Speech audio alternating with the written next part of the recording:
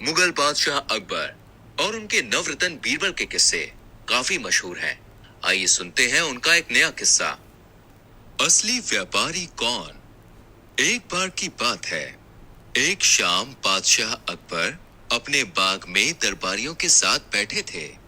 तभी संगीत सम्राट तानसेन ने अपनी सारंगी पर एक मनोहर धुन छेड़ दी। चारों ओर से वाह वाह की ध्वनि आने लगी।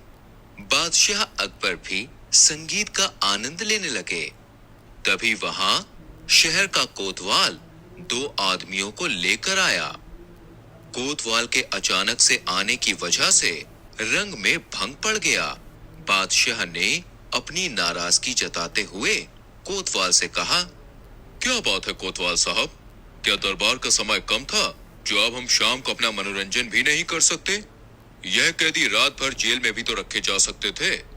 कल सुबह दरबार में आराम से इनकी सुनवाई करते। इतनी भी जल्दी दिखाने की क्या जरूरत थी? बादशाह की नाराजगी देखकर कोतवाल कुछ सहम गया, पर वह जानता था कि बिना असलियत बताए भी काम चलने वाला नहीं है।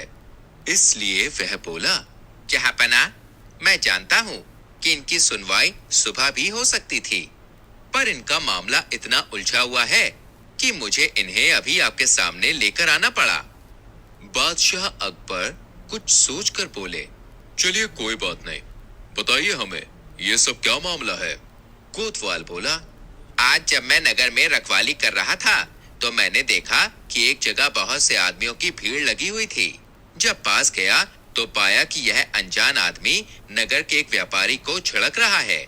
यह बोल रहा था, अरे दुष्ट, आज से 5 साल पहले तू मेरा नौकर था। तूने मेरा पैसा लिया और यहाँ भाग आया। बहुत मेहनत के बाद मैंने आज तुझे पकड़ लिया है। अब तुझे मेरा पैसा वापस देना ही होगा। इसके जवाब में यहाँ का व्यापारी बोला, नालायक, नौकर तो तू था मेरा, पैसे तो तू मेरे लेकर भागा था। बड़े परिश्रम के बाद आज तू खुद मेरे चंगुल में फंसा है। इस बार मैं तुझे सजा दिलवा के रहूंगा। जब इन दोनों को ऐसे लड़ाई करते देखा तो मैं इन्हें पकड़कर आपके पास ले आया। अब आप ही इनका इंसाफ करें जहांपना। इसके बाद नगर में रहने वाला व्यापारी बोला, जहांपना, मेरा नाम शेर अली है। 5 साल हुए मैं ईरान से यहाँ दिल्ली आकर बस गया। 2 साल पहले यह आदमी जो मेरा नौकर हुआ करता था, मेरा पैसा चोरी करके भाग गया। आज अचानक यह मुझे बाजार में मिला और मुझे अपना नौकर बताकर पैसे मांगने लगा। मेरे व्यापारी होने का तो पूरा शहर गवाह है। इतने सालों से मैं यहाँ रह रहा हूँ, मुझे सब शहर वाले जानते हैं। फिर दूसरा बाहर से आया हुआ व्यापारी बोला, जहांपना, ये झूठ बोल रहा है। मैं ईरान का रहने वाला व्यापारी शेर अली हूँ और इस धोखेबाज का असली नाम नसीबा है। यह मेरा नौकर था। 5 साल पहले एक दिन मैं इसे अपनी दुकान पर छोड़कर बाहर किसी काम से गया था। मौका देखकर ये मेरी बहुत बड़ी रकम चुराकर वहां से भाग गया। तब से मैं इसकी तलाश में हूँ। आज इतने साल बाद ये मुझे मिला है। सब दोनों व्यापारियों की बात सुन रहे थे। मामला सच में बड़ा ही उलझा हुआ लग रहा था।